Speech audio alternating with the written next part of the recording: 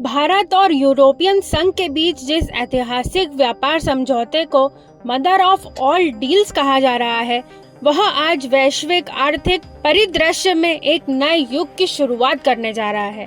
वर्षों से चली आ रही बातचीत के बाद आखिरकार भारत यूरोपियन संघ ने मुक्त व्यापार समझौते यानी ट्रेड फ्री एग्रीमेंट पर सहमति बना ली है और इस पर आज औपचारिक रूप से हस्ताक्षर भी किए गए।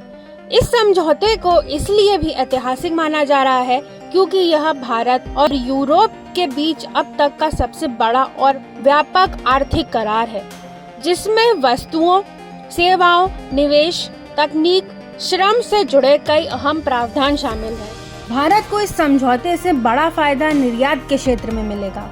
भारतीय उत्पादों को यूरोपियन संघ के 27 देशों और करीब 45 करोड़ उच्च आय वाले उपभोक्ताओं तक कम या फिर शून्य टैरिफ पर पहुंच मिलेगी।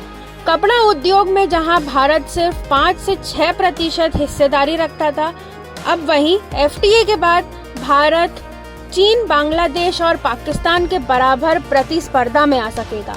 इस समझौते की घोषणा नई दिल्ली में उस समय की गई जब प्रधानमंत्री नरेंद्र मोदी और यूरोपियन आयोग की अध्यक्ष उर्सुला वॉन डेर लेयन के बीच उच्च स्तरीय वार्ता हुई।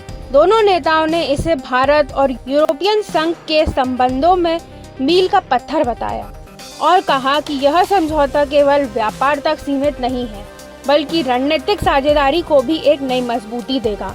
इस ट्रेड फ्री एग्रीमेंट पर बातचीत लगभग 2 दशकों पहले शुरू हो गई थी, लेकिन कई वैश्विक और क्षेत्रीय कारणों से यह प्रक्रिया बार बार टल रही थी। वर्ष 2022 में वार्ता को फिर से गति मिली थी और भारत के 77वें गणतंत्र दिवस के मौके पर कार्यक्रम के बाद इसे अंतिम रूप दिया गया। इस करार के तहत दोनों पक्षों ने अधिकांश वस्तुओं पर आयात शुल्क को या तो पूरी तरह खत्म करने या चरणबद्ध तरीके से काफी कम करने पर सहमति जताई है। इससे भारतीय उत्पादों को यूरोपियन बाजार में बेहतर और सस्ता प्रवेश मिलेगा। वहीं यूरोप की उन्नत तकनीक और उत्पाद भारतीय बाजार में अपेक्षा से कम कीमत पर उपलब्ध हो सकेंगे। विशेष रूप से कपड़ा, परिधान, चमड़ा उद्योग, दवाइयाँ, विभिन्न तकनीकी उपकरण और इलेक्ट्रॉनिक उत्पादों के लिए यह समझौता भारत के निर्यात को नई ऊंचाई देने वाला माना जा रहा है। वहीं दूसरी ओर यूरोपियन ऑटोमोबाइल, मशीनरी और ग्रीन टेक्नोलॉजी से जुड़े उत्पादों के लिए भारतीय बाजार के दरवाजे और अधिक खुलेंगे। यह समझौता केवल वस्तुओं तक सीमित नहीं है, बल्कि सेवाओं के क्षेत्र में भी इसका बड़ा प्रावधान देखने को मिलेगा।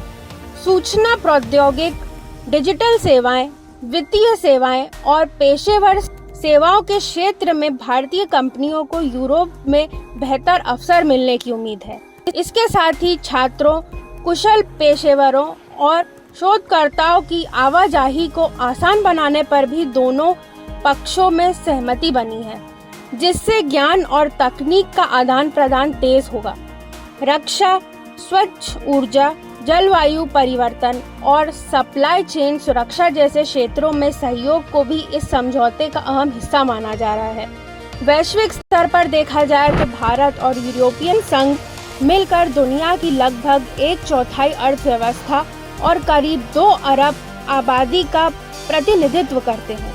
ऐसे में यह समझौता केवल द्विपक्षीय नहीं, बल्कि वैश्विक व्यापार संतुलन को प्रभावित करने वाला कदम माना जा रहा है।